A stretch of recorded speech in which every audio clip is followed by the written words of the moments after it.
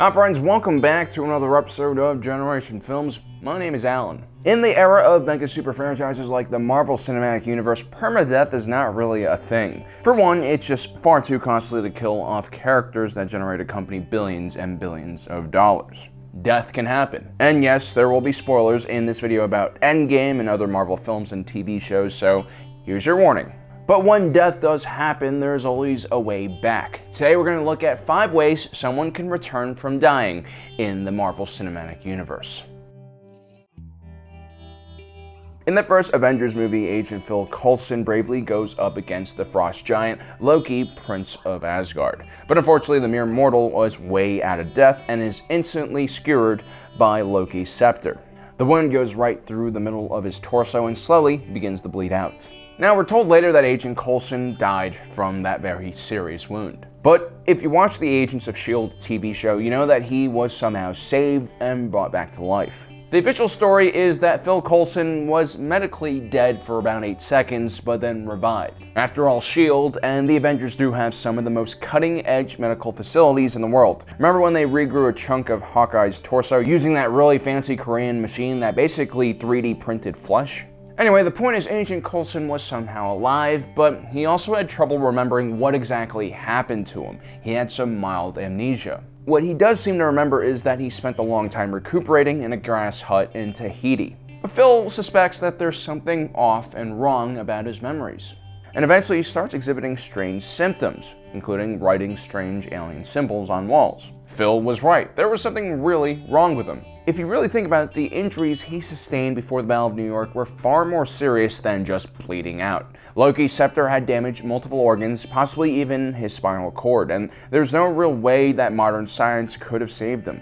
But S.H.I.I.T. had something a lot more advanced than just modern medicine. They had a magical cure-all known as Project Tahiti, which was short for Terrestrialized Alien Host Integrative Tissue 1. This was a highly secretive Level 9 S.H.I.I.T. operation started by Nick Fury and ironically overseen by Agent Phil Coulson. Coulson had forgotten all about this thanks to a gruesome memory wipe S.H.I.I.T. had performed on him after reviving him. Project Tahiti's initial goal was to create some kind of medical procedure that could revive Avengers that were fatally wounded. Given the highly dangerous nature of their jobs and just how important each Avenger was to the survival and stability of humanity, some kind of insurance policy needed to be created, especially for the less durable Avengers like Hawkeye, Black Widow, Falcon.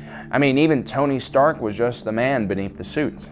One of the core components of Project Tahiti was the corpse of an ancient Kree warrior known as Guest Host. The Kree were a spacefaring empire that routinely did genetic experiments on various sentient beings in the galaxy in an attempt to create super soldiers for their military machine. The Kree experiments on humans had some pretty great results, but the project was abandoned for some reason a long time ago.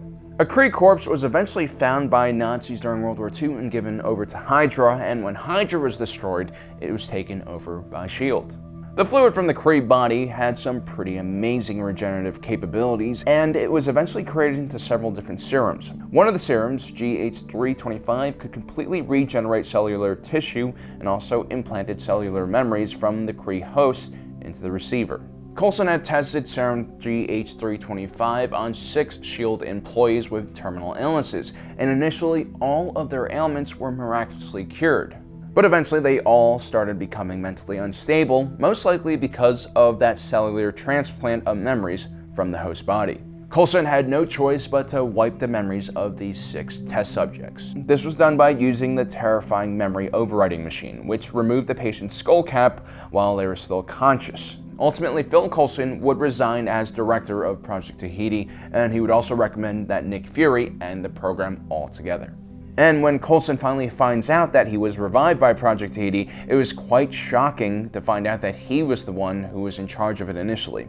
According to Nick Fury, Coulson was just as important as an Avenger, so the very controversial procedure was used on him. We got many of the S.H.I.I.T. agents involved in the program, including Coulson and Dr. J. Stryton, the individual who conducted the operation, considered Project Tahiti to be immoral and far too dangerous to continue. But just how powerful was the process?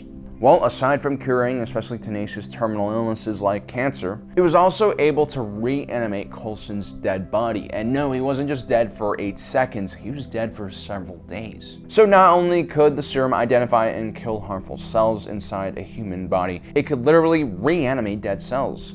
This means short of having your body disintegrated from a giant explosion, there's a good chance that you would be able to revive someone from, say, getting thrown off a cliff, or maybe doused in gamma radiation from an infinity gauntlet. This would become the holy grail of all medicine. It's essentially a video game health kit or revive potion.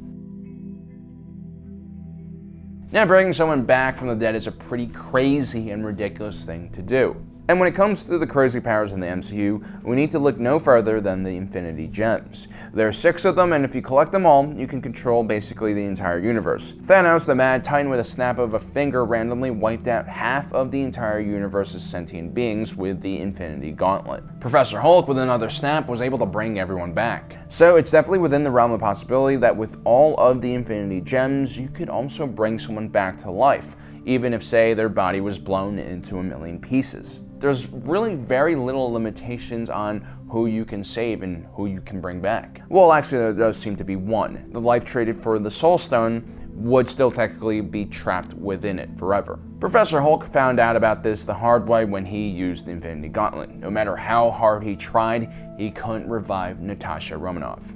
He should have listened to the captain. Look, as maybe the world's leading authority on waiting too long, don't. You both deserve a win.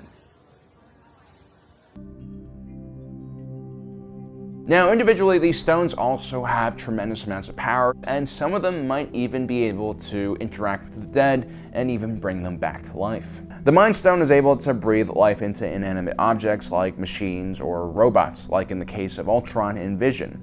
Perhaps it could do the same to a person in a vegetative state, although it's very unlikely their original personality would stay intact.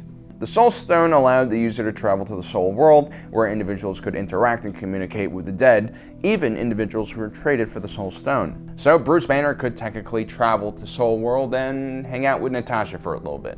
The Reality Stone was capable of manipulating matter, which technically means it could heal and potentially even revive people. Combined with the Time and Soul Stone, Thanos used the Reality Stone to heal himself after being hit in the chest by Stormbreaker.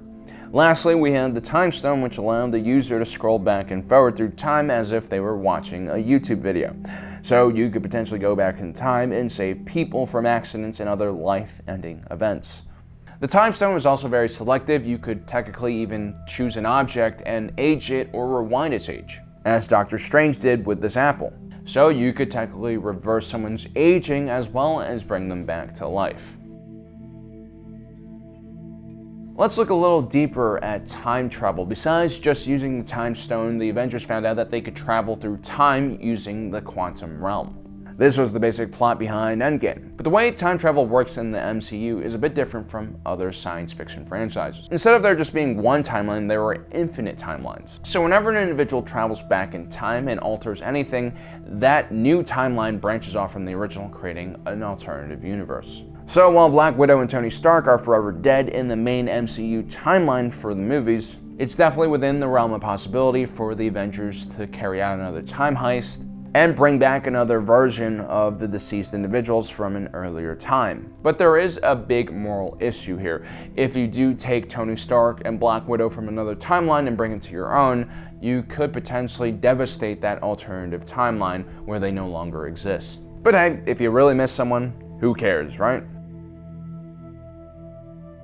Lastly, we have the celestial being known as Ego. He's this really ancient being, or maybe entity is a better word, who had godlike capabilities. One of those capabilities was molecular manipulation. You see, Celestials weren't limited to a physical body. They were basically these super powerful brains that were able to create all sorts of things out of thin air. One of the things that Ego created was a human avatar, and by using this avatar, Ego was able to travel around the galaxy and impregnate as many women as possible. You see, even godlike beings like the Celestials weren't all that different from human beings. One of the women that Ego impregnated was the mother of Peter Quill, Meredith. Ego fell in love with Meredith and quickly became worried that his love for her would distract him from his overall goal to consume everything in the universe. So Ego implanted a brain tumor in Peter Quill's mother, which ultimately kills her. This same ability of molecule manipulation could be used by Ego to reconstruct the body after it's wounded, or even reconstruct the person's brain or memories. Fortunately, Ego was killed in Guardians of the Galaxy 2 while he was trying to essentially absorb the entire galaxy, and that power of molecular manipulation was lost along with him. So guys, those are 5 ways you could revive someone who's died in the Marvel Cinematic Universe. But let me know in the comments section below if I've missed anything. And as usual, don't forget to subscribe and hit that notification button so you don't miss out on the rest of our awesome content. My name is Alan, reminding you that life is a movie, and you are the protagonist.